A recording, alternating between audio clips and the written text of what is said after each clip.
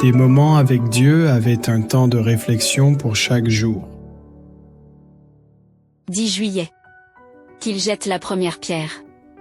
Comme il continuait à l'interroger, il se releva et leur dit, « Que celui de vous qui est sans péché jette le premier la pierre contre elle. » Et s'étant de nouveau baissé, il écrivait.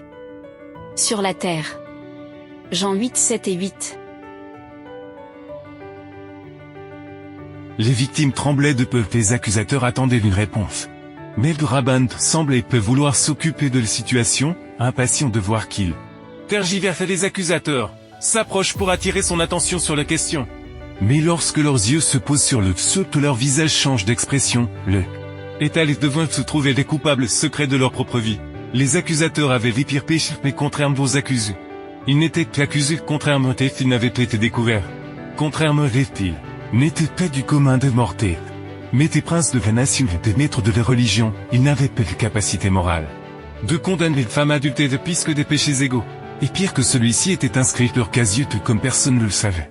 Ils se faisaient passer pour des gardiens de la foi, mais lorsqu'ils regardent le sol bleu d'eau de Jésus tracé, les mots de leur visage sont remplis d'étonnement et de honte. Les secrets de leur âme pécheresse et ce que leur hypocrisie dissimule étaient mis nus, là. Sur le sol était écrit la méchanceté qu'ils pratiquaient.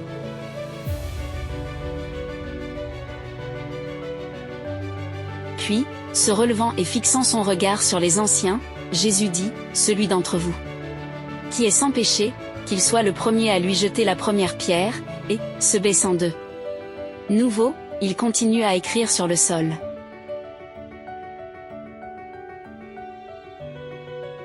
Ceux qui prétendaient être les gardiens de la loi violent la loi elle-même, ils n'ont pas apporté de preuve du crime car la loi stipule que pour lapider une femme adultère, il faut qu'il y ait 2 témoins qui racontent l'affaire.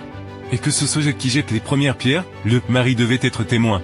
Afin de l'accuser d'adultère, mais il n'était pas là, d'ailleurs si elle était, soi-disant trouvée flagrant délit, était l'homme avec qui elle commettait l'acte. Et pourquoi était-elle le seul à être amenée? Tout cela prouvait que la loi qu'il prétendait respecte-t-il, l'enfreignait eux-mêmes. Comme on pouvait s'y attendre. Personne n'est pu jeter les premières pierres, ils ne pouvaient pas maintenir leur posture de sainteté, et s'ils ne quittaient peu l'endroit que tous les gens qui regardaient apprendraient leurs péchés qui étaient écrits sur le seul alors l'un après l'autre. Furtivement sur les pointes des pieds derrière eux ils quittèrent l'endroit.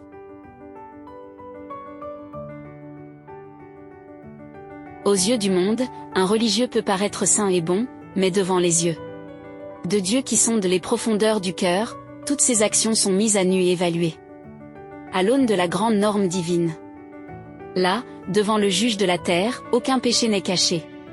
Et aucune injustice ne reste impunie. Là, l'homme ne peut pas montrer du doigt l'autre qui est tombé, parce que sa vie est aussi pleine de fautes. Comment pouvez-vous pointer le doigt accusateur? Si votre conscience n'est pas d'une pureté immaculée, comment pouvez-vous prétendre être un gardien de la parole du Seigneur? Si, au secret vous en enfreignez les principes, il n'y a pas d'être humain qui puisse jeter les premières pierres à son frère.